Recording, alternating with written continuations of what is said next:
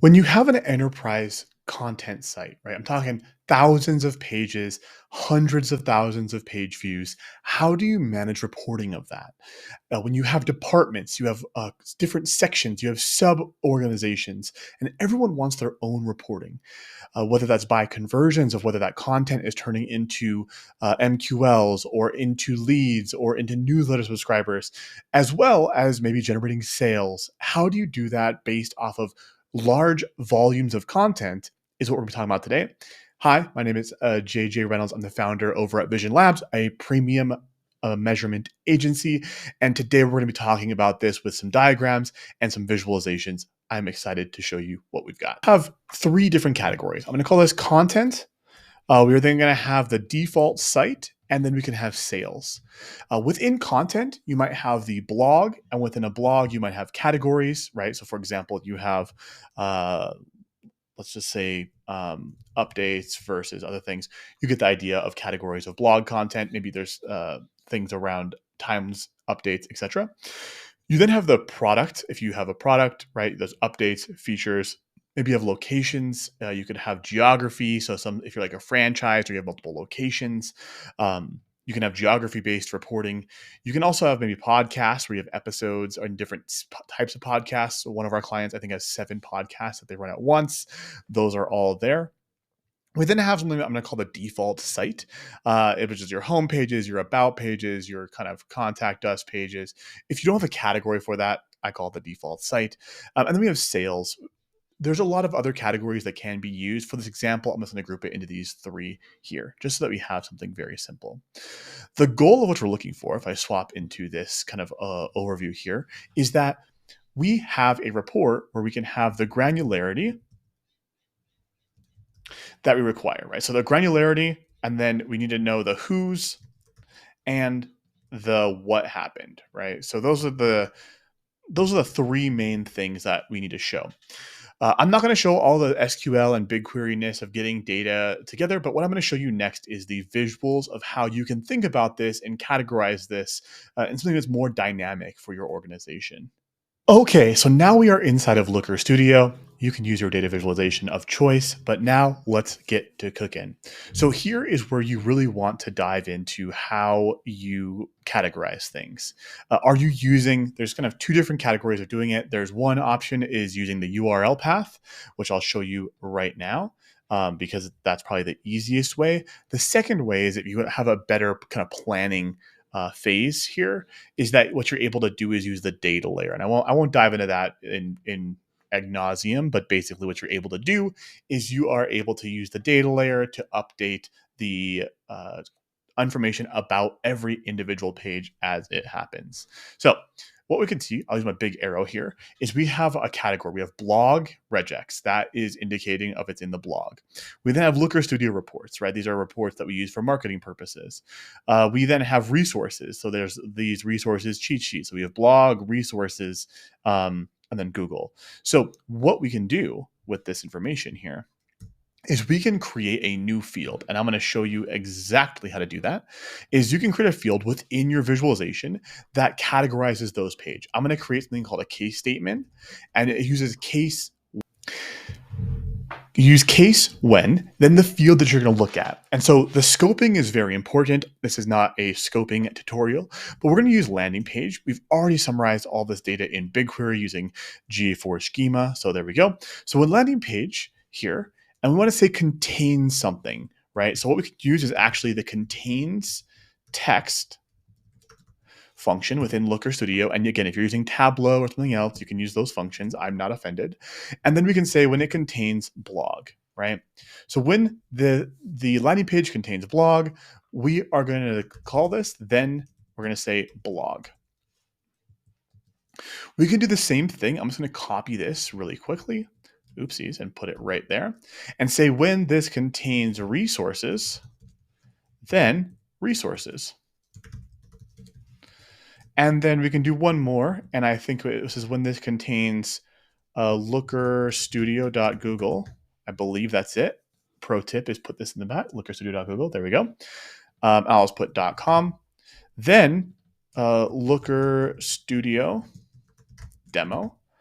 And let's just see if we have any other ones that we have. We also have Circle. So that's our course platform. So then when this contains circle.so,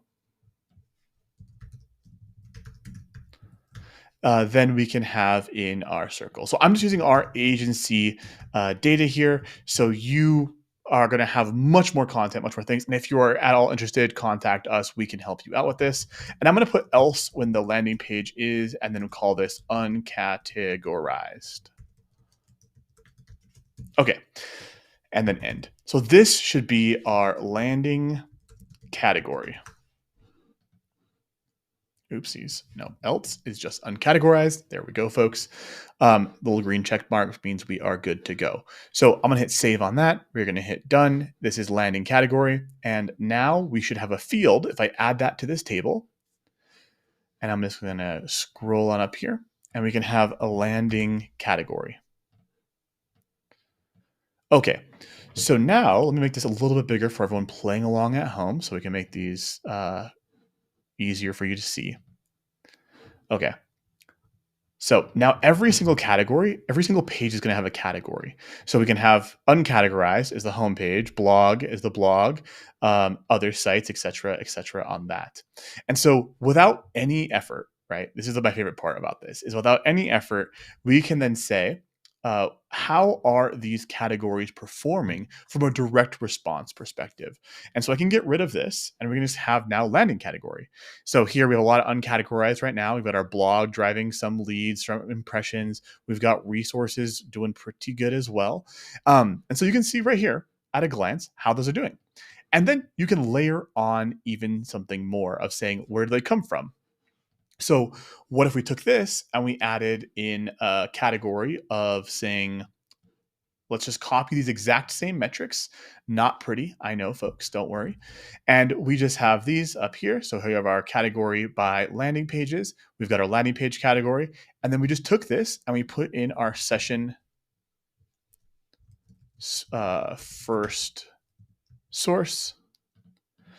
And this will then tell us where they came from. So say, for example, we go into view mode here and I'm like, okay, guys, how well are our resources performing? And I click on resources. Okay. Direct is driving most of our traffic. Then we have Google. We've got YouTube coming in here. And most of our leads are, again, coming. We've got way better at YouTube than Google.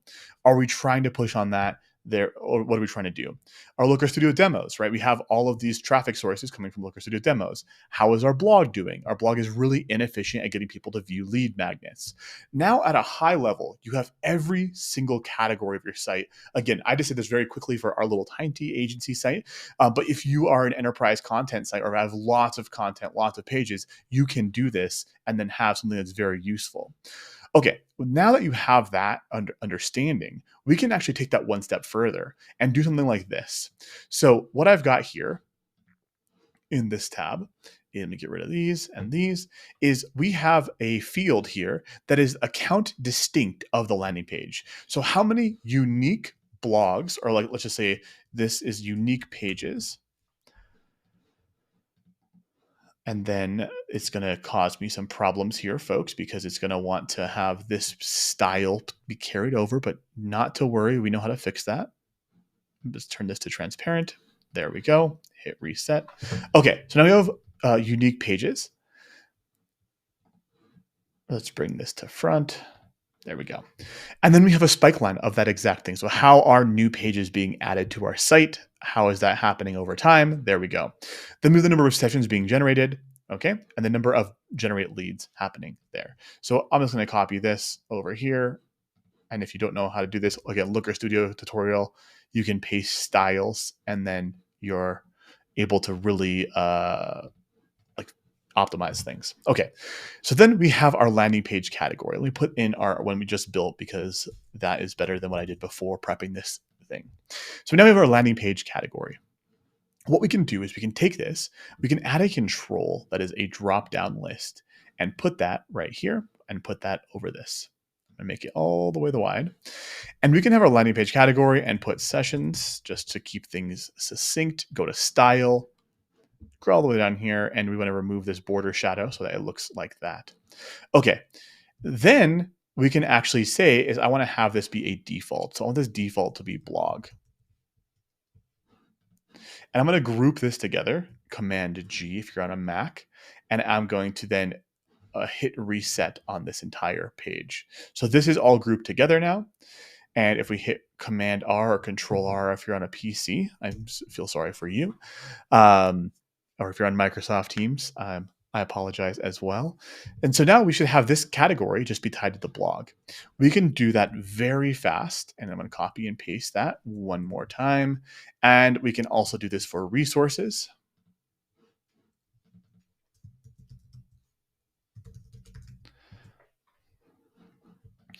And we can also do that for, let's just do it for one more of our uncategorized. Our goal would be that we slowly hunt down these uncategorized ones, and we are off to the races on that. Okay, so now we move this over. And the last thing that we want to do here is we can then add a control that is a date range control at the top. We're kind of moving quickly. And now, if we look at this and we look at the last, let's just look at this year to date because why not?